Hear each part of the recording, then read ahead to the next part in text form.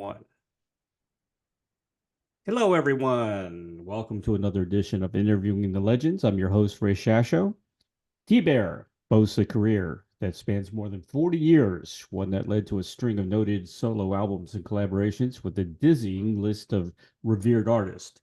1978, he signed with RCA Records and released his debut album, Red Hot and Blue, produced by Jack Richardson, known as producer with Bob Seger and the Guess Who. It has appeared on numerous recordings by iconic artists, including Crosby, Stills, and Nash's Southern Cross, the Blues Brothers soundtrack, the Richie Havens Mixed Bag 2, Kiss members Gene Simmons and Peter Criss, solo ventures, as well as Toby Beau's hit single My Angel Baby, Billy Squier's solo debut Tail of the Tape, and projects by former Rascals members Gene Cornish and Dino Danelli. He would also pen the song Love and Pain, one of the standout tracks on Cher's blockbuster album Take Me Home. He has shared the stage with artists such as Richie Havens, Odetta, the Doobie Brothers, and Jeff Beck, to name just a few. In 1983, he took a lengthy hiatus from making music to get his personal life in order before returning to action in 2017 when he began creating the songs that would eventually turn out to be his well-received comeback album entitled Fresh Bare Tracks, which was released on Quarto Valley Records in 2021. Well, let's fast forward to the present, and T-Bear is exciting about the new album. As he puts it, making the way of the world was like getting a new pair of glasses. I see everything more clearly and in focus around me. These are songs that made me think and dream. It's an oasis for the mind, and it's an incredible album. Please welcome singer, songwriter, keyboardist, composer T-Bear, a.k.a. Richard T-Bear, to Interviewing the Legends. Yes, sir. What a resume. Wow. There's an extra 5 in your envelope this week. Thank you, sir. I need it. I love the way of the world. It's great, man. You got a great voice. Of course, you've been compared to a lot of like Leon Russell, Dr. John, who I've had on the show. Dr. John, he was such a cool cat. I loved him. And but you're eclectic. You can do anything, can't you? Well, yeah, I can even fish. Well, come to Florida then. Yeah, it's a jerk on one end of the line waiting for a jerk on the other end. I like that. That's good. This album came out in March, actually, right? March 22nd. Yeah, it just came out about a month and a half ago, and I'm really, really grateful to the guys that worked with me on this record, because I made it a little bit differently than Fresh Bare Tracks. Mm-hmm. Fresh Bare Tracks, which it looks like this. Yep. Was recorded over at Robbie Krieger's studio. Robbie gave me the studio to use, and he said, "There's only one caveat: you've got to let me play on it." And I said, "Sure."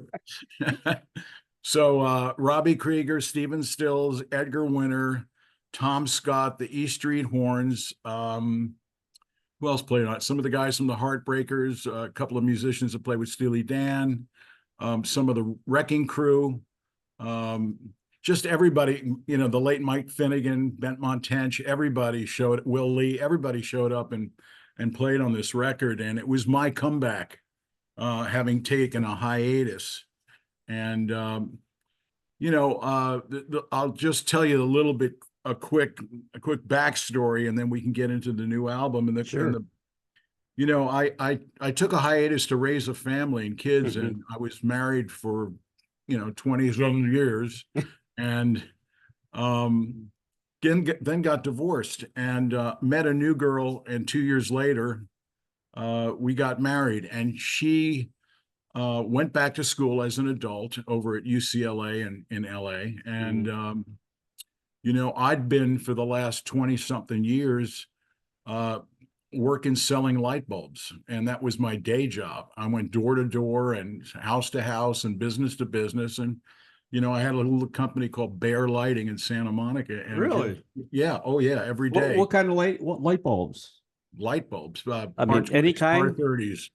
Huh. Par 38s, everything, fluorescence, Fluorescence. I knew Yeah. everything. And then I got into, lighting design for homes and businesses and, restaurants and stuff. Which is a cool business, actually. Yeah, You know. I really liked it. And, Yeah. so I met this girl, Nina. We got married, and she said, I know who you are. I know the Hmm. records you played on because I Right. have a lot of them. And I want you to put a band together.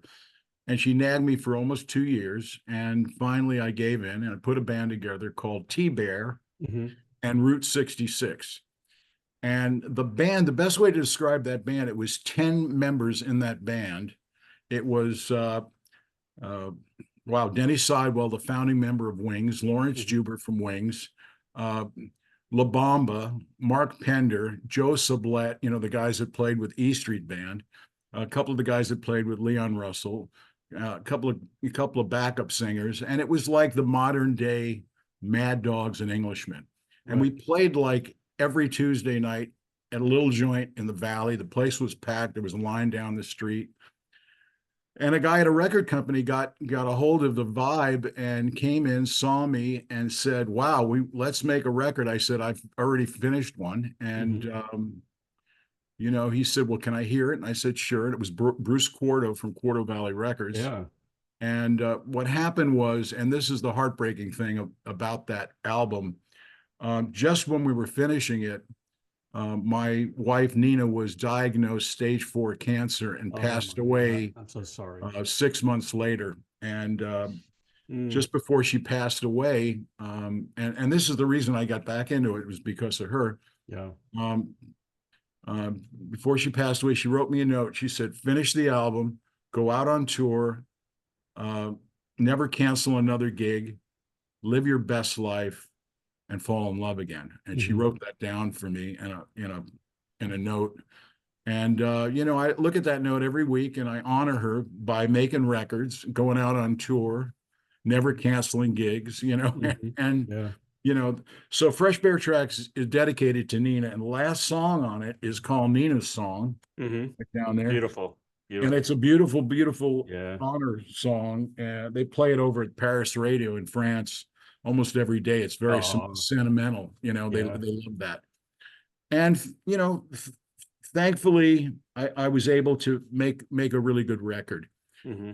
But it came out during COVID, and Yes. that was kind of tough. Even though the song that Stephen Stills and I penned went to number one in Europe. It was on the Right. Hit 100, went to number one. We couldn't get over there. We couldn't play. We couldn't record. Tour or anything like that because of COVID. So Bruce Quarto said, "Well, it got great reviews. It went to number one in Europe. We want you to make another record." Hmm. So during the COVID thing, I started writing The Way of the World, and I was listening to lots of stuff. And one of the things that I was listening to that really struck a chord with me was Bob Dylan's Blood on the Tracks. And I was listening to a lot of his stuff. I was listening to a lot of Leon Russell stuff. Hmm. I was listening to a lot of stuff that Nicky Hopkins played on. Right. I was listening to The Faces. I was listening to 10cc and a bunch of bands. And then I started writing, and I write the lyrics first. I write the words first before the music, and I write short stories. I write a lot of short stories, and so the way of the world is really basically, what would Bob Dylan write? What would Hmm. what would Bob write? So those are the lyrics that I thought, if I channel Bob Dylan, these are the words that are going to come out. So that was the start, and then every day I wrote another song. The way the album was made was, instead of like going to a studio like Robbie Krieger's Horse Latitudes, I went to Lawrence Juber's house. Hmm. He has a home studio. I went over there. I brought my keyboard over there. We put a click track down. I'd play to the click track a song that I just wrote. I'd sing like a pilot vocal, and we'd send the track over to. And this, mind you, this was COVID, right? Right. We'd send the track over to Tony Bronicle's house. He had his drums set up in his living room. He played drums on the track. It'd go back to Lawrence's house. He'd put the guitars on it. It would go over to Hutch Hutchinson's or Ricky Cortez, and he'd put a bass on it. And then whoever had the best mic in town at home, It sounds I'd like high go over school. there. I'd go over there and sing the the vocal track. Yeah. So that's how that album came about. And thank God for Lawrence Juber and Tony Bronicle, because they did a great job on this. Yeah. Oh, it's engineered, extremely well too. Yeah. That's what I like about the music today. The engineering is so good, even though the music comes from here and there and there, and a lot of people can't get together anymore to record in the studio, but it still sounds great, So that's Well, it's like take the bonus track on this album called Yeah. Red Harvest. Yeah. That's Paul Rogers singing with me. Really? And I didn't know that. yeah, yeah. Oh, Well, wow. I'm doing a duet with Paul Rogers. That's incredible. But we all know Paul Rogers from Free and Bad Yeah, Company. sure. He's kind of a mate of mine, and he wanted to help me do a song called Red Harvest, which is about the Russian invasion of the Ukraine. Right. I wrote it when, the month that Russia invaded. Right. And we put this out to raise funds for the Ukrainian Red Cross and for the World Kitchen. Good for you. And so I asked, at the time, Crosby was still alive, and I had played with, Crosby, Stills, and Nash. Right. And Crosby was still alive, and I asked him to be the singer on this when we cut the track. And he said, all right, send it to me. Let me think about it and listen to it, and we'll see, what I can do. And I hadn't heard from him for a few days, and I called him up. I said, Cros, we got to get this thing out there. And he said, well, I haven't had a chance to listen to it. Maybe next week I'll listen to it. I said, okay. And that night, Paul Rogers called me, and he said, hey, Bruce Cordo sent this to my wife, who is Ukrainian, Cynthia Rogers, and she handed it to me. It's great. Can I please sing on it with you? Wow. And how do you turn down Paul Rogers, right? Yeah, exactly. So there you have it. That's incredible. I sent it over to Vancouver, Canada. He went in the studio, recorded it. He had the stems. He sent them back. We mixed it. There it is. The pandemic had the good and the bad when it comes to the music artists. Oh yeah. The bad was you guys couldn't tour, but the good is you guys could settle down, think, and create new music. It was actually a good thing for you guys to, collaborate. And it was really different for me because Nina had passed away. Yeah. My house was very silent. And then here comes COVID, and you're forced to stay home. You can't go out. Very difficult. You're just, so what am I going to do? Am I going to watch, Netflix? Am I going to watch, Queen's Gambit 100 times, or my Octopus Teacher, or whatever? So every day I'd sit down and write stories, and then I'd walk over to the piano and I'd put them to music. And I came up with about 40 or 50 songs during COVID. That's incredible, man. You're a great writer for you to do that. I had the best, I guess, year of writing of my life. And I got to tell you, they're 30 or almost 40 of them are really good. Fantastic. Yeah. Well, I love the album, and we're going to talk about each track.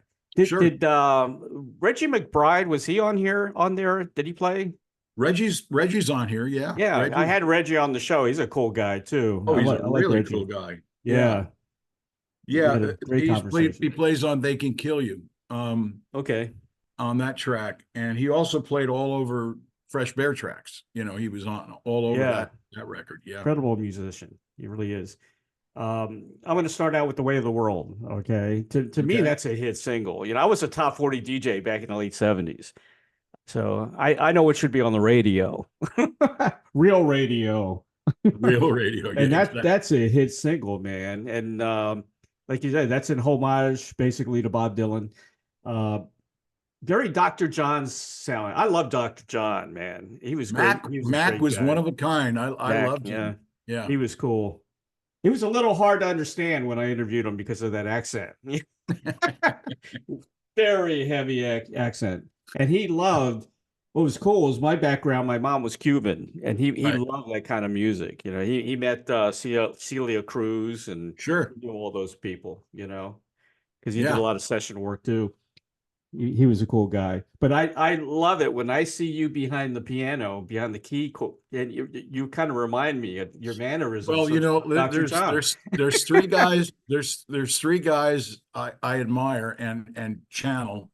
Mhm. Mac Rabenek, Dr. John, Right. Nicky Hopkins, Key the Hawkins. British piano player and Yeah. keyboard player, and Leon Russell. And Leon. Yep. And not in that order. It starts Yeah. with Leon, then it goes to Dr. John, and then it goes to Nicky. All three of those guys were incredible. You know, they really were. Anyway, The Way of the World, big hit single. Love that one. You want to talk about making that one? How'd you come up with that? Yeah, like I was listening to, the times they are changing, Right. and comes, congressmen and senators don't block the hall, all those lines, and I Yeah. went, wow, I got to know, you know, I got to deal with today and what's going on today. So that was my answer, to the times they are changing. Mm. It's a crazy world we live in, isn't it? Oh yeah, way crazy. We don't know what's going to happen next. No idea. You know?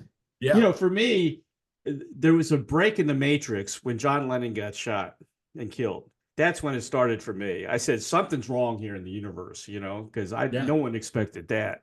And then ever since then, everything started, Well, there's always 6 degrees of separation. I lived a block from there, is where I lived. Really? Yeah. And from the Dakota. And I remember, being at jams at a bar called Home Restaurant and Bar in Right. Upper East Side, and he'd come in there and the Elephant's Memory would be playing and we'd all jam with him. He was a lovely man.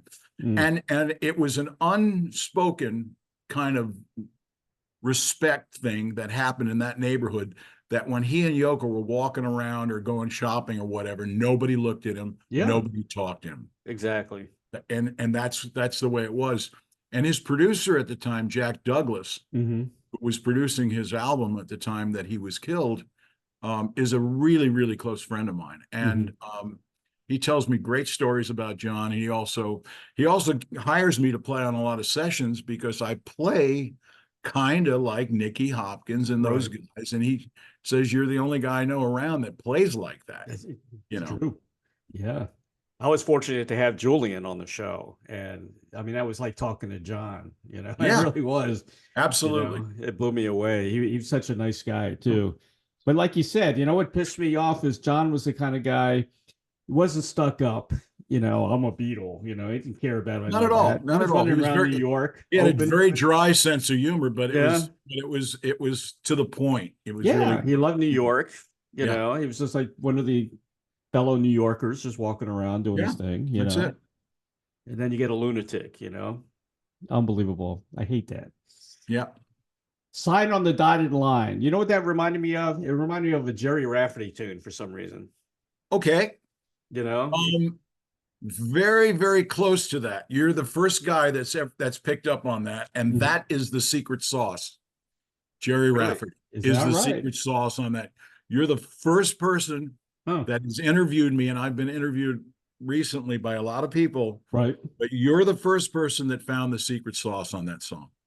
Yeah. So I give you, big props for that, man. Thank you. You nailed it. You absolutely nailed that one. I was a big fan of Jerry Rafferty as well. Me too. Yeah, the guy was great. Yeah.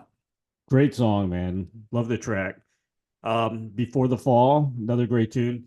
But I think my favorite tune on the album is Jewel.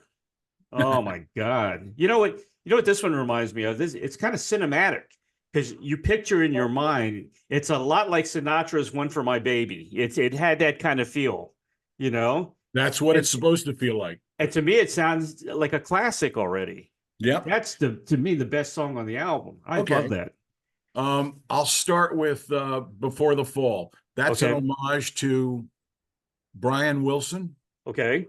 And Mozart and Amy Winehouse. You put the three Nice together. mix. Yeah, you put the three together and you get Before the Fall. Great. Now let's go to Jewel. And here's a great backstory for you. I went out on a date, and I go out on a date with a girl called Julie. Jewel is not about the singer Jewel. Right. It's about a date I had with a girl called Julie. Right. And I'm at dinner with her, and I'm trying to make, not make time, but impress her a little bit. And, Sure. doing what you do on the first date or whatever. And I said, "So Julie, have you got any nicknames? Anybody call you anything else, or is it just Julie?" And she says, "Well, yeah, last week I got a new nickname." And I said, "What is it?" She says, "Jewel." And I said, "Wow, how'd you get that?" She goes, "Well, my boss," and she'd been working with this guy for 39 years, was Lou Adler. Oh my gosh. She's the personal assistant to Lou Adler. And okay. you never knew that, right? Right. Okay. So here we go. Huh. Lou Adler is the guy that did Tapestry with Carole King. Yep. He did the Mamas and Papas, all their hits. He produced all that stuff. Yep. He did Cheech and Chong. Right. He's got the Roxy in LA. Yep. I mean, he's got a piece of A&M Records, and he's a big, big, big entertainment macher in LA. Right. Not only that, but he sits on the floor courtside at all the Laker games. And the guy that sits next to him, if you because the camera goes over to the Lakers bench and you see who's sitting next to them, is Jack Nicholson. Jack Nicholson, yeah. Right. Okay. So I said, "So how'd you get your nickname?" She goes, "Well, Lou couldn't use some Laker tickets for the next week or so, because he was going out of town. So he said, would you bring them over to Jack Nicholson's house? Jack's going to invite someone to sit in Lou's seat next to him." Right. So she says, "Well, it was like a holiday weekend. I'm all the way over on the other side of town. It took me like 3 hours to get to the other side, to Jack's house. And I finally get there and I give him the tickets, and Jack opens the door and he says, 'Julie, you're a jewel. And from now on, I'm going to call you Jewel. From now on, you're known in this city as a jewel. So wear it well. You're my favorite jewel.'" Very cool. Yeah. Okay. So that's how she got. So I went, "That's incredible." I said, and now I'm really trying to, make some noise. So I said to her, "You know what, Jewel? I'm going to write you a song." And she looked me straight in the eyes and she said, "You wouldn't be the first." Whoa. I went, "What?" She goes, "Yeah, you wouldn't be the first." I said, "Who wrote you a song?" She said, "Well, J.D. Souther." Oh And my I went, gosh. "Oh my God, that's the guy that writes with the Eagles." Yeah. Right? Yep. Okay. Crap. I stepped into it now. So I said, "Okay. So a day later, I call her and I said, the only difference between me and J.D. Souther is I'm going to write you a song and you're going to know it's about you in the first line. How about that?" And she goes, "Well, let's see what you can come up with." So Jewel, the first line in Jewel is, "Are you a diamond or a precious gem? You got your nickname Jewel from your famous friend." That's great. So right away, I threw down, and that's an homage to Leon Russell, because on the bridge, I grabbed one of Leon's chords that he plays on a Leon Russell songbook, and I found this really strange chord. And where it goes to the bridge, that's a chord that I nicked from Leon Russell. Yep. So I threw that one in. So that's an homage to Leon Russell, and that's people love that track. It's an incredible track, man. It's very classy. Well, that was done in one take and a live vocal over at JJ Blair's house, because he had the best mic and a grand piano. So I got to ask, where's the relationship between you and Joel? We are really good friends. After all that, just friends? Yeah, after all, yeah, she called me the other day. She said, Oh, "Wow, I good. heard Jewel on the radio. You nailed it." She goes, "It's really sad, but you really nailed it." She must be some girl. Let me tell you. Yeah, but she was way too. She's a great girl, but a little too Yeah. Hollywood for me. To Hollywood, yeah. Yeah. I know the type. I do. I interview a lot of Celebs, but luckily I haven't had anybody acting too Hollywood on the show. Which Well, was she's really not. cool. I shouldn't say she's too Hollywood. She just is a busy girl in Yeah, Hollywood. yeah, Yeah. Yeah. Is she an actress or anything? Or No, No. she's just Lou's personal assistant. very cool. Yeah.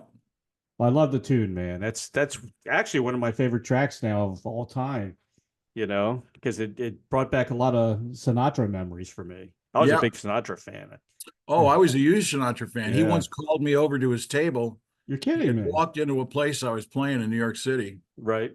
and he was doing a movie called Contract on Cherry Street, which I think was a TV movie, and they were setting up the next shot or something, so they had like an hour and a half or 2 hours to change, locations in the shot. So there was a bar right near where they were filming, and I happened to be playing in there. And he walked in with all his buddies, Jilly Rizzo and everybody. Yep. And they were in there and they were drinking and pounding it down. And I was playing, and all of a sudden I got a tap on my shoulder, and Jilly Rizzo says, "Somebody wants to talk to you. Why don't you come with me?" So I walk over with him, and Frank Sinatra's sitting there, and he says, "Come here, kid, sit down over here. I want to talk to you." And he says, "You're going to have a future. I have only one word to suggest to you, and it's going to really help you in your performance." And I said, "Okay." And he says, "The word is breathe." Make sure you get a lot of oxygen inside you, and then and the way that the way that you'll be able to sing the song and enunciate, and he used all these great words, and that was my night with Frank. That's great. That's incredible. Yeah, I had a lot of stories about Frank. I interviewed Tom Dreesen, who toured with him. I saw Frank like 6 times in concert, and actually one of my best friends was in a movie. He was, when he was a kid, he was in a background scene from Lady in Cement. I think it was him and Raquel Welch. I think we were in that movie together. But yeah, I miss Frank. I really do. Here's a cool title. I don't know where you got this title. Walter Mitty's Glasses. Okay. with the reggae beat. Right. Okay, so I wrote, here we go. I wrote a short story. Yeah. And here's the backstory for Walter Mitty's Glasses. You know what? I don't know if your listeners know about Walter Mitty, but that was a Danny Kaye movie in the 60s. That's right. And then it was a remake about 10 years ago with Ben Stiller, right, Kristen Wiig, Sean Penn. Yep. And it's all about a guy that kind of daydreams himself into these scenarios and these escapades, and he thinks he's going to rescue somebody, or stop somebody from getting hit with a car or a fire or whatever. He's got all these things.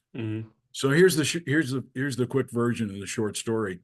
Guy walks into a antique barn that has all these kiosks in it. Right. And where people bring their stuff and try to sell it, all vintage stuff, Sure. So there's this one counter, and it's got all eyeglasses and sunglasses and things on it. So he walks over to the counter, and he looks at a glass, some eyeglasses. He picks them up, puts them on. He looks in the mirror, and he goes, "Nah." And he grabs another pair, picks them up, and "Nah, I don't think so. Not me." He picks up a third pair, puts them on, and there's somebody else looking back at him in the mirror. And he says to the guy that owns the store, he says, "Where'd you get these glasses?" He says, "Well, a guy comes in once a month, and we buy glasses from him, and we put them out, and that's that." He says, "But whose glasses are these?" He takes them off, and it's him again. puts them on, and it's another person looking back. The guy's handsome. The Very guy's cool. full head of hair. He's Yeah. got a tan. He's wearing a different suit. The guy's amazing. He's like, I want these, and he looks at, he looks at the glasses at the inside of the arm, and it says property of Walter Mitty, so that's the backstory of this. He goes into a party that night. Mhm. He's wearing these glasses, and he's handsome in his mind, and the best looking girl in the party is going to go home with him. That's He incredible. knows it. Yeah. Every song has a story like that. It's like each song is a book. Yeah. It's incredible. You need to write fiction, man.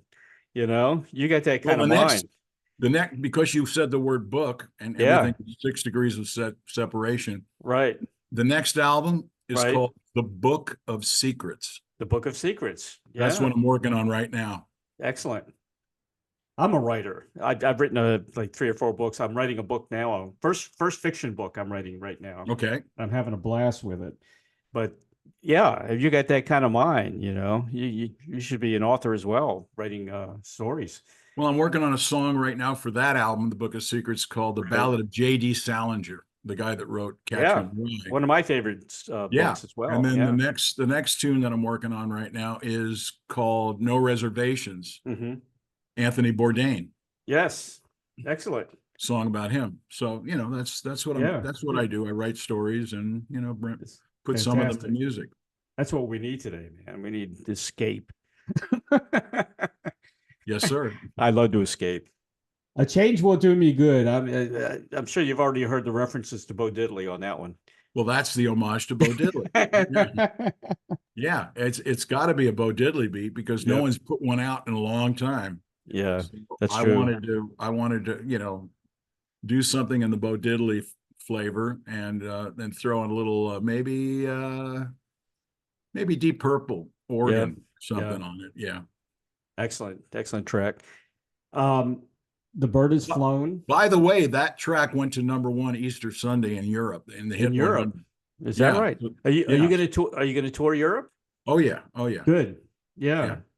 Those guys are so, I don't want to say ahead of us, but they kind of are as far as musically. You know what I mean? I will tell you that they are rabid for music. Yes. And they don't suffer fools. They don't. Nope. And you gotta play, and you gotta throw down. You gotta give it your all, give it all your heart, and then they will embrace you, and they will be your fan for Forever. life. That's right. Yep. And they embrace the legends. The guys have been around for a while. I mean, on my first album, Red Hot and Blue, I had a hit song called Sunshine Hotel. Right. It went to #4 in the world. Mm-hmm. And over in Europe, I still have people that come up to me and go, Richard T. Beer. I have your records. Yeah. That's cool. It's very That's cool. when that happens. All right. Now here's a complete change. All right. You could also have a hit on the country music stations.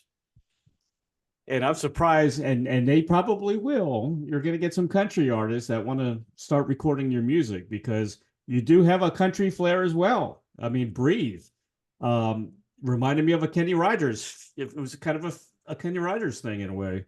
Breathe is starting to percolate. In fact, a guy called Walter Trout, okay, who you play with, who I happen to play with in his band, he covered it. He heard the song and went, I want to do it. So it's on his Broken album, the new album. Cool.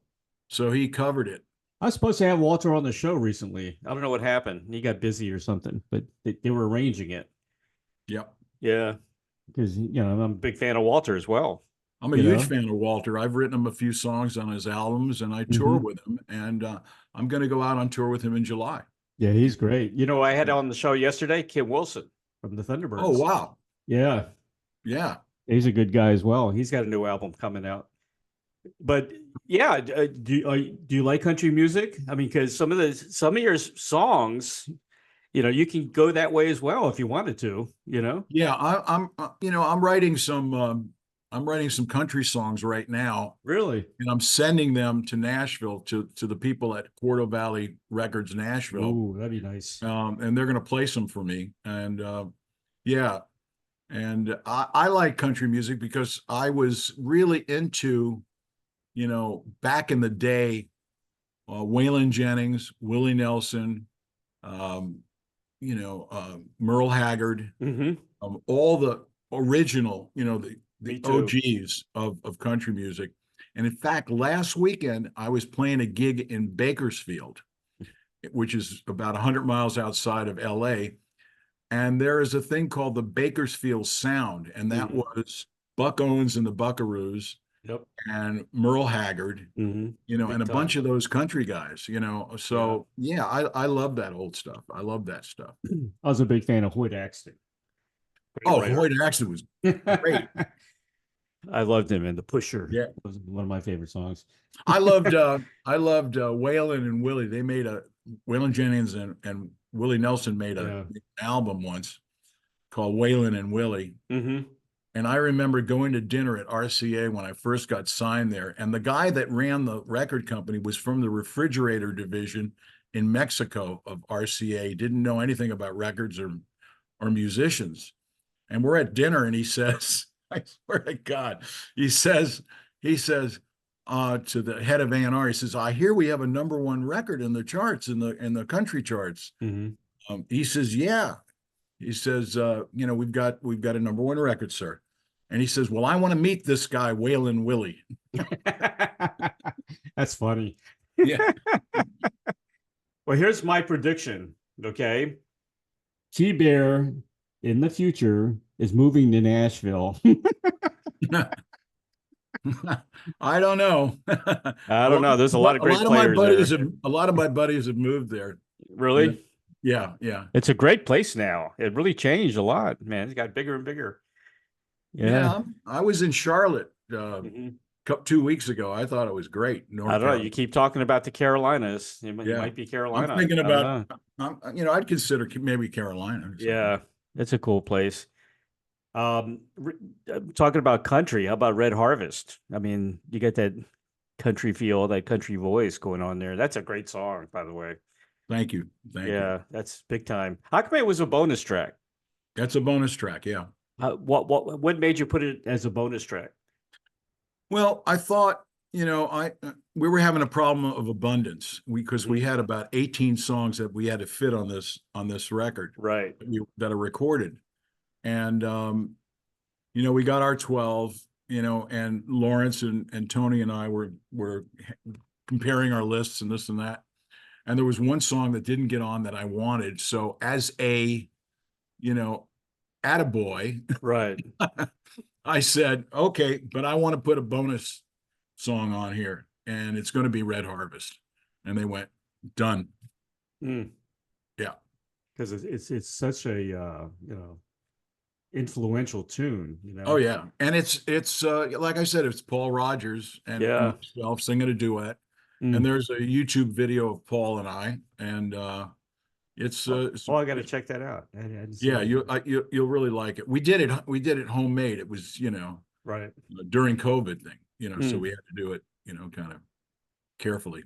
Well, you get a little funky and R&B ish with "They Can Kill You." Love the horns on that track. Yeah, that's the that's the horny horns, and the horny horns. I haven't heard that one. Horny horns, yeah, those guys. You know what the lyric I like? What a beautiful way to go. What a beautiful way to go. I love that. That reminded me of a road trip I once took, and a long time ago. I had a 1972 Volkswagen bus, and I was driving it through the South, and it was so long ago, and they were working on I-95 at the time in certain sections, and they would take you off of I-95, and you had to go in a little side road, 15 or 17 or whatever it was. And you'd go through these towns and this, that, and the other thing. And, I'd be driving through there and I didn't have a tape player or 8-track player or a cassette player. I just had an AM radio on that thing. And it was a Sunday, and I turned on the radio, and there was some guy preaching on the radio at it from his, preaching the gospel from his church, right? Right. And he was so good at it, and he was throwing down. And he said this one line, and that's where the song comes from. He said this one line. He says, "For 5 minutes of pleasure, 5 minutes of pleasure, Samson lost his power." And Man. I went, those girls will kill you. That's great. So that's where it came from. I love it. I talked to Paul Kattner a long time ago before his passing, and he was actually invited. I think it was to what are the two that were always on all the time? One of them died. The husband and wife team. Do you know what I'm talking about? Yeah, The one with the tears. Was it Ben Stiller's parents? No, it was they were Tammy Lee and her husband, I think it was. Okay. Anyway, he had a good and bad relationship. He kind of admired them and in a way disliked them for what they did because they collected so much money, for what they did and everything. But he was actually invited to their home and everything. And Tammy Faye Baker. That's it. The Bakers. Yeah. But we had a nice conversation about them as well. Yeah. But it was like you, he picked up little things like that. It was pretty cool. What was I going to say? I just lost my train of thought. That's what happens when you get older. They can kill you is a great track. That's another way you can go. If you ever wanted to do an R&B album, you can do it because you got that kind of voice as well. Oh, thank you. Yeah, I love R&B. You got a great voice, man. It's very powerful. Thank you. Very, very powerful. I'm half Cuban. My mom was Cuban, so Dinner for One struck me right away. Well, that comes from that's the homage to Ry Cooder and Buena Vista Social Club. Very romantic. Yeah, romantic song. And the Ry Cooder album, Buena Vista Social Club, and the Wim Wenders movie, right? Documentary, which both Academy Award winning and Grammy winning, the Buena Vista Social Club is all about the artists in Havana that are now older that were kind of lost their gig after Castro took over. Right. And he shut down all the casinos and all the nightclubs and things like that. And these people, are in their 70s, 80s, and even 90 when Ry Cooder was down there with his son and recording this album, the Buena Vista Social Club. And the way that they approached romantic songs, and if you translate what they're saying, it is the most beautiful stuff you've ever heard. Right. And it really is. So that's my homage to Cuban music. Awesome. I was born in New York City, but I was raised in Puerto Rico and Port-au-Prince, Haiti. And because those two influences, Creole in Haiti and Latin in Puerto Rico and Cuban, I've always loved that kind of music. So this was my, it's Dinner for One is all about a guy that makes this elaborate meal, a beautiful, beautiful meal, and he describes what he's doing, and he's cooking ropa vella, and he's he's cutting the flowers low so not to interfere with the gaze across the table of this woman, but she's not coming there. She'll never come there. He's alone, and he's kind of lost his mind a little bit. Outside the neons blinks from exhaustion, screaming promises of what's inside, but there's no one watching. Beautiful. And it's pretty romantic. Very ropa vieja, little yuca, the platanitos. Yeah. The candles flicker with Tormented Sin. You know, Yes. it's Yeah. it's really a romance. Yeah. And you know, people think he's crazy because he makes this elaborate meal, gets all dressed up, Yeah. no one shows up, and it's Mm. dinner for one. Yeah. Yeah. I still got a bunch of Guayabetas. Do you have Guayabetas? Yeah. Yeah. I got a few of those. They're good. They're comfortable, man. They're very comfortable. Yeah. The Puerto Ricans are a lot like the Cubans, you know, in a way. We definitely curse the same. Very much. Yeah. But that's a great song. I picked up on the Cuban influence right away. And True Romance is another great tune, another beautiful song as well. I love the album, man. I gave it 5 stars. I think it's Grammy worthy. It should be. You know, Thank you. these are the kinds of records that should be winning Grammys. You know what I mean? I know it's this kind of music. I'm not going to get real political I and know. I get can't burned too. and get Yeah. burned for my real thoughts on that stuff. Yeah. But yeah, I agree with you. I've heard a lot of records in the past that should have been, you know, noticed. Right. I'm not talking about necessarily mine. I'm talking about people that Sure.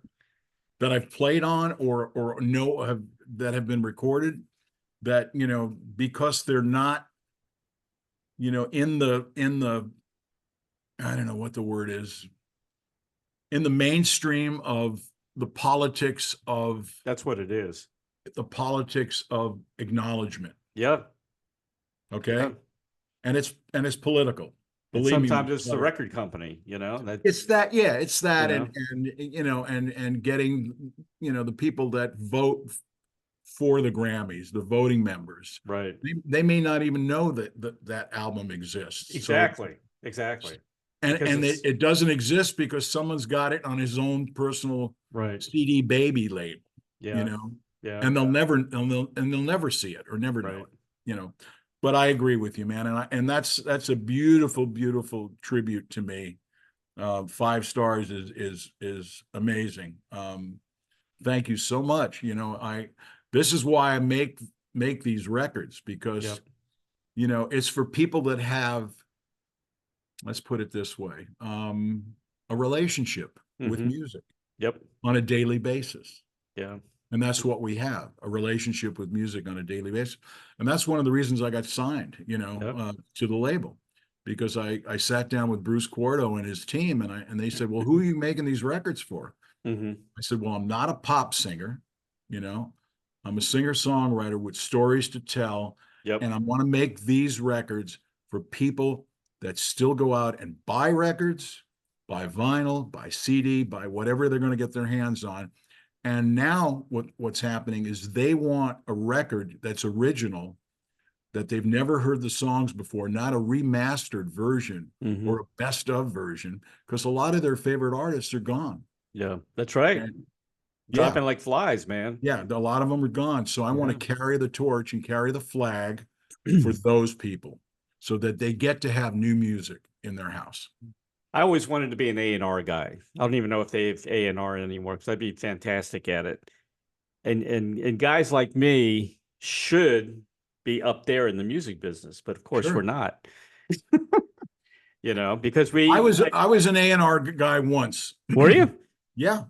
Huh. Over for a label in Germany called Teldec, Telefunken. Okay. Telefunken. Yeah. Teldec. Yeah. I was the head of the United States A&R for that label. Huh. And I remember bringing, and I won't mention names, bringing somebody who was, you know, ran the label. Right. Who was in LA at the time. And he says, is there anybody I should see? And it was raining like cats and dogs. And we went to this dive bar, and there was a guy singing with his horn section. And he says, who is this guy? I said, well, his name is Billy Vera, and the band is called Billy and the Beaters. Mm-hmm. Right. And he says, why'd you bring me here? I said, because you should, he made this record. Here's the song. And he sang At This Moment, right? Mm-hmm. Which went to #1 in the United States on another label, right? And it was in a TV show that month. It was when Michael J. Fox breaks up with somebody on the show, and there's millions of people, and Billy Vera's song, "At This Moment, What Would You Do at This Moment?" And I said to this guy, I said, "This is the guy to sign. Like, you know, he has an album, he hasn't placed it with anybody yet. Right. Get a hold of this." And he said, "Nah, I don't see it." Yeah. See, That's what I mean. I hate And that. every time when the record came out and it was going up the charts on Cashbox or Billboard, I'd circle it and I'd lay it on his desk. And then when it was number one, I went, "Oops." Yeah, exactly. Yeah. Well, several record companies passed on the Beatles. Yeah. And one of the guys that were instrumental in trying to get a few record companies interested in the Beatles was Tommy Rowe. I'm friends with Tommy Rowe, you know, and he actually, you know, he was instrumental in trying to get him signed. In the beginning, a lot of companies passed on him. So Yeah, I hear some crazy stories about stuff like that. yeah. I think Elton was he got a pass from 11 labels or something. Yep. Yeah. Well, as an author, I can feel it, but I don't like rejection. Nobody does. You know, you write your heart out and they say, "No, we're passing," just like that. You know? Yeah. I know. I want to talk about real quick Southern Cross. That's a great tune. Were you on the whole album or Daylight Again, or were you on just that tune?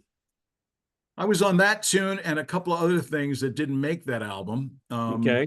But that being said, it originally was called 7 League Boots. I was living with Stephen Stills at the time, and he and I were writing like madmen together. Right. That's where the song on Fresh Bear Track, "Give It Up," comes from that writing session. I was playing in his band. It was after Manassas.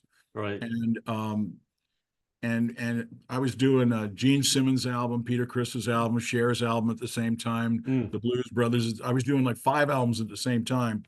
And I couldn't be around all those sessions with CSNN. So they got me in the studio for a day or two, and I played on a bunch of stuff. And then that song, Southern Cross, was the one that really took off and really hit. Yeah. It was originally called 7 League Boots. And there was a couple of guys that were co-writers with Stephen on it. And I kind of like got involved in that when it was in its infancy. And then I came back in, I think a month or 2 or 3 later, when they went in the studio, and it was the track was ready to go. So I loved playing on that, and you know, Stephen loves my part on that. I have dinner with him like almost once a month or twice a month. Really? Yeah, we're really close friends. Well, he went to high school in Tampa, and he's got a big Tampa Ybor connection here. Yeah. What I always admired about him, he spoke Spanish perfect. And what a perfect accent he has. You know, he sounds Cuban when he talks. Absolutely. And he's doing a project with Neil Young now. They're getting together and they're doing Tell him I want to interview him, man. Okay. I was friends with Joe Lala. Joe Lala and I were really close. I went over, you know, his house a bunch of times in the Ybor area. I love Joe, man. You know, he was Italian, but to me, he was Cuban. Very much.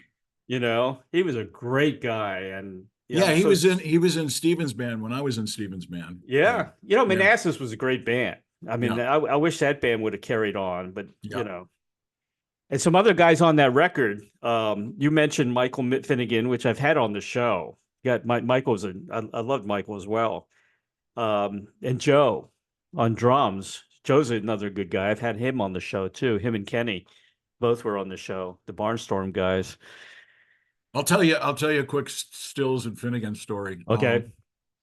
Have I got a few minutes? You got plenty of time, man. Okay. So I'm out on tour with Stills. Right. And we're going day to day, you know, playing a gig every night and this, that, and the other thing. And we got to somewhere in, I think it was Tulsa, Oklahoma, and we're going to play this place that night. I think it was Tulsa or somewhere in Texas or somewhere. And we get to the motel. We all get out, this and that and everything, and I'm like wondering what to do for the next 2 hours. And there's a mall across the street, so I go across to the mall, and there's a J.C. Penney's, and I go in there, and I buy myself a robe, pajamas, and slippers. Okay. Okay, a lime green robe, paisley pajamas, and corduroy slippers. Okay. Now, why did I buy those? Okay. So that night during the show, we all go off stage and Stevens does a solo. He's Right. doing a solo song, and then we all come back on stage. So while we walk off stage, I go back there and I put on the robe, the pajamas, and the slippers. I get a cup of coffee with a saucer and a newspaper, right? And I got a cigarette hanging out of my mouth, right? And he finishes the song, and I walk right by him, and I'm going like right by him in this outfit. And I sit down at the grand piano, and Finnegan's on the other side at the B3, and I put the music stand up on the piano, and I put the coffee the coffee cup and saucer right there on the side, and the newspaper, and I'm opening the newspaper and I'm reading it, the cigarette hanging out of my mouth. And Stills looks at me, and Finnegan says, and he yells across the stage, he says, "Hey, Bear, what are you reading?" I said, "Fins, I'm reading the want ads if this doesn't go over." That's funny. That's hilarious. And then Stills goes, "All right, smart ass, come out front and sing a song for us." And I sang Werewolves of London. Oh, wow. That's awesome. You should have had one of those sleepy and cats. To this day, Stills remembers that. Really? Oh, he throws it in my face all the time. Huh. I know Joe and Stephen Stills both dated the same girl. And Joe tells me he used to babysit for what's her name? Gosh, on Married with Children, the blonde, which you know who I'm talking about. Christina? Yeah, Christina Applegate when she was little. He used to babysit for her. Yeah. Very cool. Joe has some great stories. Some I can't really. I babysat one night when Cher was going out with Gene Simmons, and I was in England with them, right, making the Gene Simmons album. I babysat Elijah Blue one night. Did you really? Yeah. Oh, cool. That's funny. Well, save these stories for your book, for your biography. Oh yeah. Oh yeah. Yeah, definitely. I had to mention Southern Cross because there's a lot of guys on there I kind of associated with, especially Joe. Do you have a good Joe story, Joe Lala story? Yeah, but I can't say it. Here's some trivia. I interviewed the two rock stars that actually were in Seinfeld episodes. Okay. Joe Lala and Michael DeBar. Know him? Yeah, knew them both. Yeah, still know Michael. both of them were in Seinfeld.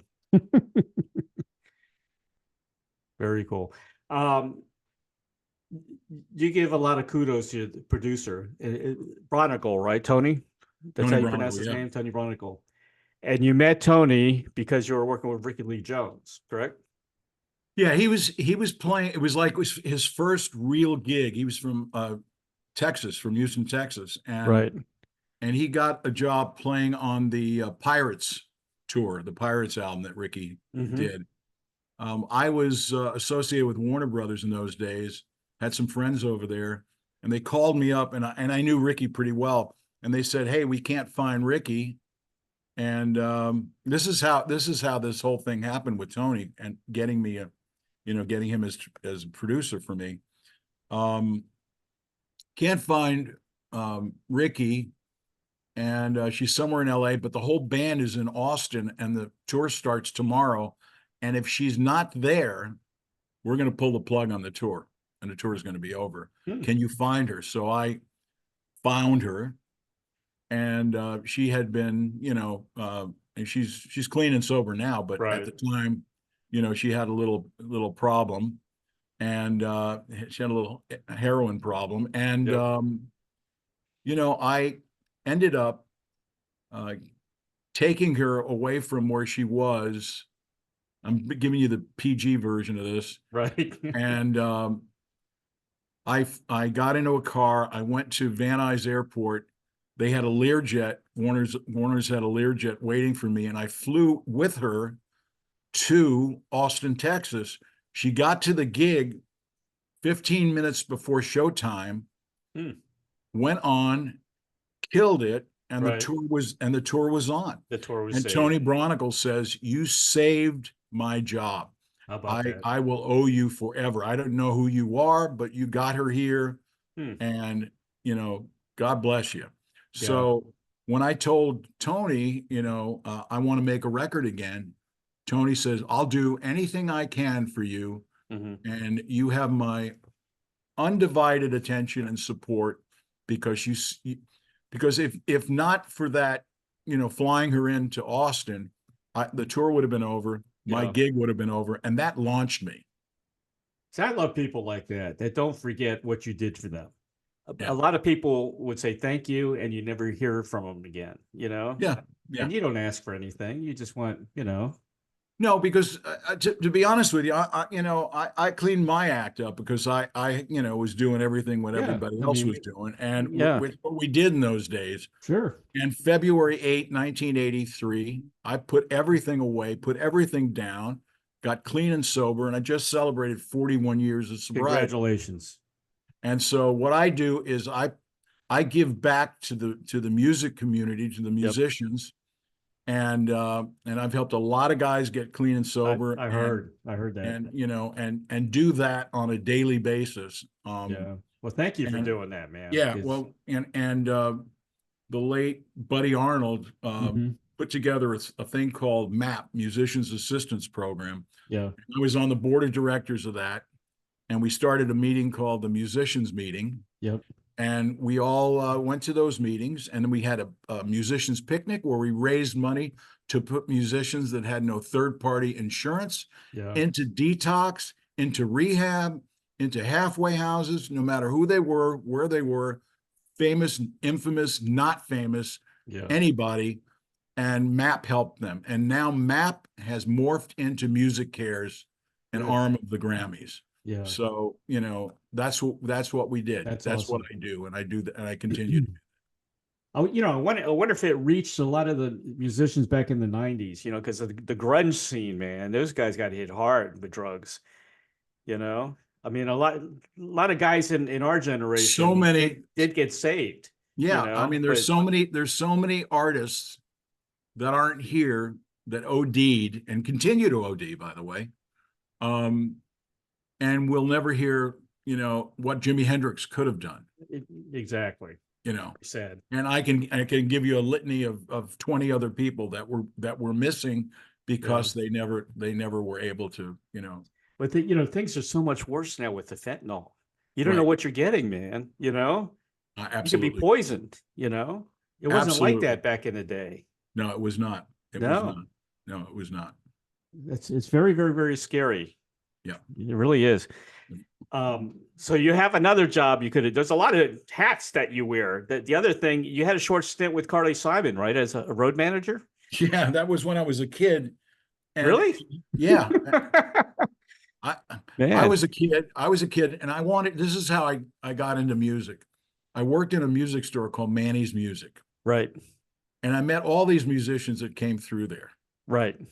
And, I'd get their phone numbers, and I want to hang with them. And I'd say, where do I go? What do I do? Because I started at 12 years old with my band. I had a band at 12 years old, and it was, wow. I wanted to be a musician from Jump Street. Let's see if I can find this picture for your peeps here. Just give me a sec. Sure, take your time.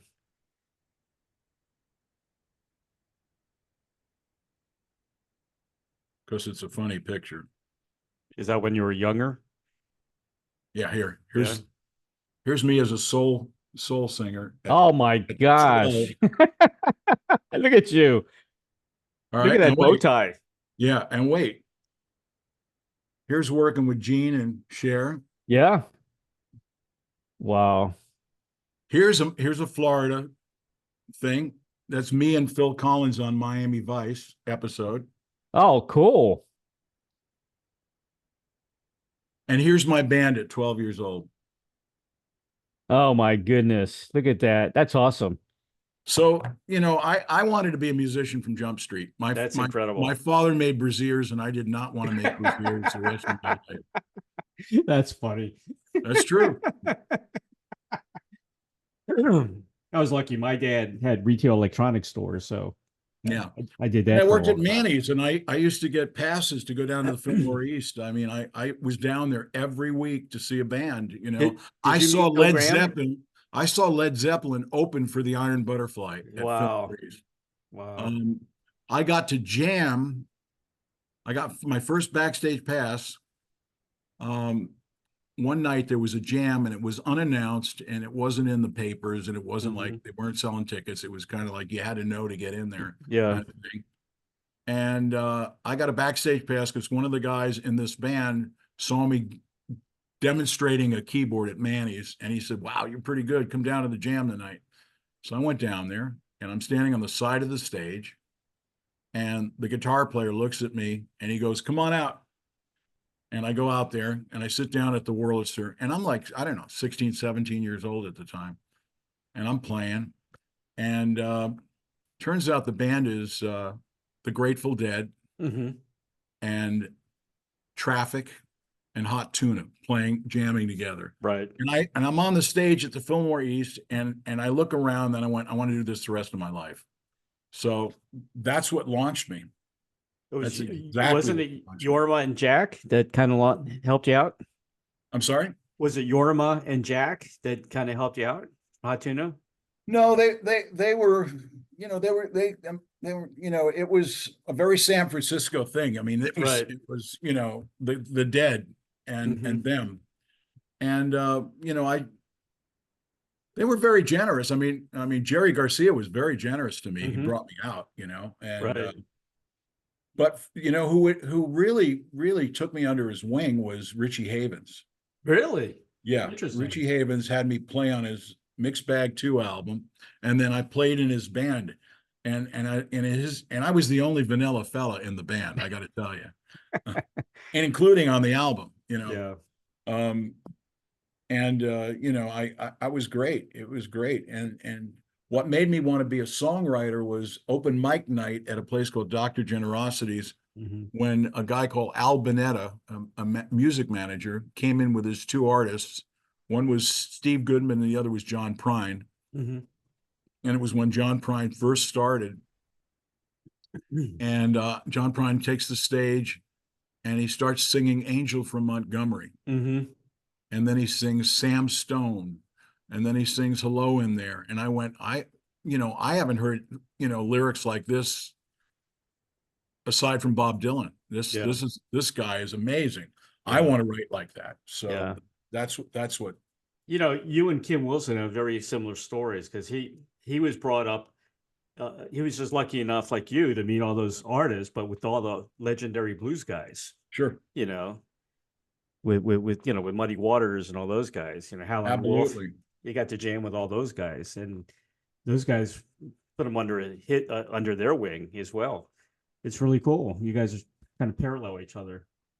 It's really neat. Yeah, man, that's incredible. Did you get to meet Bill Graham? Yeah. I got to meet Bill Graham, and he was very, very what's the word?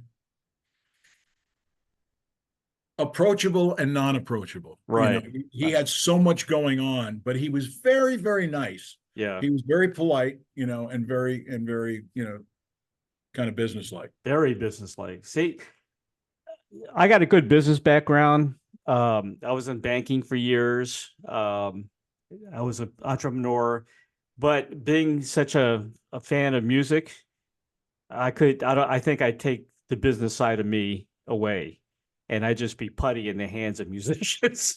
Sure. Absolutely. Whatever you want, man. You got it. No problem. I just love your music. That kind of thing. Well, You gotta Ray, you really asked him some really good questions, and you found the secret sauce on one of the the. secret sauce, the Yeah. McDonald's secret sauce. Yes, you did. You got a gig coming up in June, don't you, in LA? Yeah, I'm going to be playing the Mint. Right. Playing the Mint, and that's on the 23rd. If that's a Saturday night, I'm not sure. Right. So Um, when is we- your big time tour? When are you going to well, start? I go out with Walter. Okay. And I'm going to be doing a bunch of shows with him, and he features me, and he's very generous to me. And I just finished a show with Mike Zito. I co-billed Yeah. with him, at a place called World Records Right. in Bakersfield, as a matter of fact. And then I'm going to go out, do some European dates next year, and Good. also do some Australian dates. And I just came back from New Zealand. I played in New Zealand some T-Bear dates in New Zealand. So Oh, good. I was down in Wellington. A fan of mine put a band together for me. I sent them some songs to learn, and they learned. I went to sound check. They had them they had them right, and we played a show. Yeah. I can imagine you'd be very big in Germany as well. I could see that. Yeah, I had 7 albums out in Germany. Yeah. And definitely. yeah, they love Richard T. Beer. Sounds like a beer. Yeah, it's like a beer, right? There's a new hotspot that a lot of artists are recognizing as great audience, and that's in Chile. Just so you know, Chile. Okay. Yeah, Mark Farner did a whole live album from Chile. That Wow. he said he had a blast there. I'll have to look into that. Yeah. Yep. I just want to ask you real quick before I ask you your last question here. You're friends with Gene Simmons? Yeah, I'm friends with yeah, I've been friends with him. I love playing on his records. Yeah. They had me ghostwrite with him and work with those guys, and I did Peter Criss's record. I did Gene's record. I did a lot of the things that Kiss management asked me to do, and I was really glad to be part of that. And matter of fact, last week I ran into Paul Stanley at a Starbucks up in Beverly Glen, and he looked at me, I looked at him, and we went, "Hey, Matt," and what was going to be like a 2-minute hello and goodbye ended up to being close to a half an hour having coffee together and reminiscing about those days, because I remember those days when they were riding in a, kind of a, what did they have? They had a station wagon those days, so I kind of remember it from the beginning. I had the Kolick brothers on the show. They were cool. But you know what? They should have put you in makeup just for the hell of it, because you would have been the first Kiss guy with a beard. Yeah, Sean Delaney ran that whole thing, did all the kabuki makeup, and all that set design was Sean Delaney. Right. And I once said to Sean, I said, "Well, tell me about the kabuki makeup." He says it's perfect because, as they age, you'll never see them grow old. That's right. They can do this the rest of their lives, which is right. Yeah, I saw Kiss when they first came out in DC. I'm originally from the DC area, and they played. I think I paid $6 for the tickets in a small venue, and it was them and Rush. Rush opened up for them. Yeah. Yeah. I think I was on the front row, and I paid $6.50 or something like that. Absolutely. Yeah, the good old days, right? Yeah, that was a high ticket price in those days. It was. Yeah, it was. that was top dollar. $6.50, $5.50, and $4.50. I think that exactly. Yeah, but they did that because they wanted you to come to the shows to buy the album. That's why the ticket prices were so low. That's right. Now it's the opposite. Now ticket prices are $1,000. It's crazy. Oh, it's stupid. It is stupid, isn't it? So stupid. All right, T-Bear, here's your final question. I ask everybody this question. I get some really interesting answers. Okay. If you had a Field of Dreams wish, that's one of my favorite movies, to perform or collaborate with anyone from the past or present, who would that be? Ooh. Field of Dreams. somebody to play catch with in the music business or in the music Yeah. world. Who would it be? If you want to create a band, that's okay. Yeah. Okay. I think I could do this. I would want to make a record with Brian Wilson, Mm-hmm. with Jeff Beck, Yep. definitely David Gilmour, Oh yeah. Mark Knopfler. Mm-hmm. Who else? Leon. John Lennon. Yep. Yeah, those are my Mm-hmm. faves, I I still would love to play one song with the Stones You should. before they hang it up. I'd love to Yeah. be on stage next to Chuck Leavell, Right. with him on one keyboard, me on the other keyboard, and Mm-hmm. I'd love to play one song with them. Mm-hmm. I had You know, Chuck on the show. Yeah, that's Yeah. I guess that's my field of dreams, the Stones. Yeah. I mean, your persona on stage is so cool behind that keyboard. Thank It you. just brings back so many memories of Dr. John and Leon both, Thank you. and we don't have a guy like that anymore. I was thinking I was once doing a session and Dr. John was late. Mm-hmm. he was late to get there. He was like almost 45 minutes, 50 minutes late. It was New York, and they don't suffer fools there, man. They, it's union and all that kind of shit. Right. So he walks in and Hal Wilner, may he rest in peace. He was the producer for Saturday Night Live. He says, Mac, where you been? You know how Mac talked, right? He had this accent. Yeah. He says, I was down on 47th Street at the Methadonia Clinic. That's him, man. That's him. Methadonia, right. I was transcribing that interview because he's in my book. I got a book called The Rockstar Chronicles. I got a lot of interviews in there. And me and my wife had to transcribe it together. It took me a long time to transcribe Mac's, accent, but we finally got it right.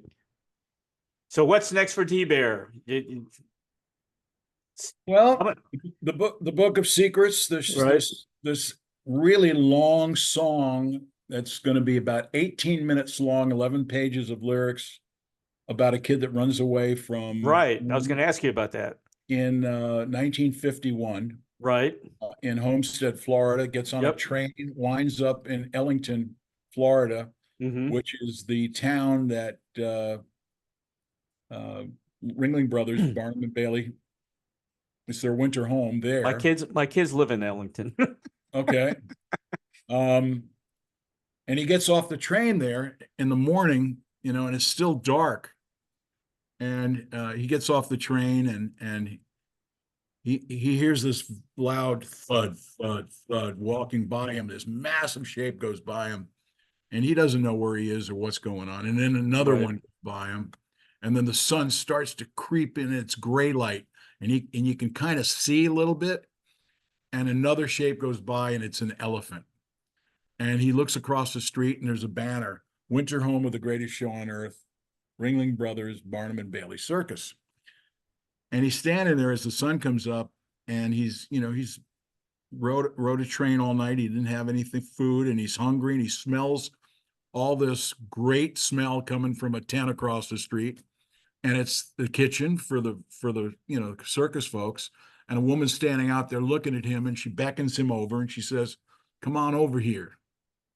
And he comes over there, and she says, "I saw you get off the train. Are you hungry?" And he says, "Yes, ma'am." She says, "Oh, okay, I'm going to feed you, but you got to promise me one thing. You're going to help me clean up. You got to carry your weight here in the circus." He says, "Yes, ma'am." So he eats and he helps her clean up. And she looks at him and she says, "What's your name?" And he says, "Oh, I can't tell you, ma'am." because he doesn't want to get sent back. He Right. doesn't want anybody to know who he is. Yeah. And she says, okay, then I'm going to call you Henry. Mm-hmm. And he says, well, why would you call me Henry? And she says, because in the circus, we speak in code. And Henry is code for runaway. So from that moment on, he's Henry in the circus. And we follow his life all the way till 2017, which is the last show that Ringling Brothers puts on. And you follow his whole arc from being 11 years old to being like 68, 69 years old. How cool is that? And all the people he meets in the circus, the love of his life, an aerialist. He drives the clown car. You know, he's the king of the clowns, Henry, the king of the clowns. You know, it's a really interesting thing. And I want to try to make an animation out of it. Yeah. That's the way I see it going. You need to launch it here, man. Come to Sarasota. You know, I mean, the movie was made here too. The Greatest Show on Earth. You remember that movie? Yeah, absolutely. Absolutely. Yeah. I mean, they go nuts here. I'll get the local news involved, and you can be a hero. Okay. You know, it'd be so great. If you need any help, let me know. I'm your contact here. Absolutely. Yeah, I've been Well, living I here got to 20 tell you, years. Ray, it's been great being on your show. I appreciate that. Thank you. And you remind me of in Field of Dreams, the character's name is Ray. Yeah, that's right. And Ray Kinsella. Ray Kinsella. Yeah, and you both have that thing going on. Well, like you, I'm always dreaming, and yeah, you know. Well, you're a clever lad, let me tell you. You're a clever lad. I appreciate that. And I would always will look forward to being on your show and hanging with you. And if I come through again, please, if I'm with Walter or myself, please contact me. We'll go and break some bread and hang out. Definitely. Walter comes here a lot. He comes to Florida a lot. Yeah. Yeah, I was just there, you know, but I don't know, 4 or 5 months ago, playing in Clearwater at the Beach Festival. Yeah. Or a blues fest or whatever. Yeah. And we just lost Dickie. You know, he lived here in Sarasota too. Dickie Betts. Yeah. He was a legend here. Yeah. I covered a few of his shows. He did a lot of benefits. You know, he was I know his son. I know his son pretty well. Yeah. Dwayne. Yeah. Dwayne, he's doing great things, man. He's a great guitar player. Great thing. Great guitar. He really is. Well, I want to say very special thanks to my buddy John Lappin of Lappin Enterprises. John's a great guy. Known John for a long time. Purchased a new release by T-Bear, The Way of the World. Yeah, you can get it on cordovalley.com. You can stream it on all the platforms, and it'll be on Amazon as well. tbear.rocks.com is my website. Yep. Attack great me. website. And you know what? On every Tuesday from 1 to 1:30 on Facebook Live. Right. You can find me, and I do a 30-minute live podcast myself, sing some songs and tell some stories. Good. Yeah. I'll post the link for sure, so people can listen to you. Please do. Yeah. And the video, A Change Will Do Me Good. That's on YouTube, so people can see that. Yep. You have your official website, www.tbear.rocks, and you're on Facebook, Instagram, YouTube, Twitter, Spotify, and of course, Quarto Valley Records. And I've also and I'm going to be on Cat in the Hat pretty soon. The Cat in the Hat, okay. Also, some acting credits. Yeah, exactly. T-Bear, thank you, man, for being on the show today. It's a real pleasure. You know, yes, remember, cats and kittens, if you can't help them, don't hurt them. Exactly. Just show a lot of love. Exactly, man. Yeah. Thanks, man. My best to you, family, and hope to see you in Florida soon. Great. When you stop recording, I'll give you some information on me for you. Okay. All right. Okay. Let's see.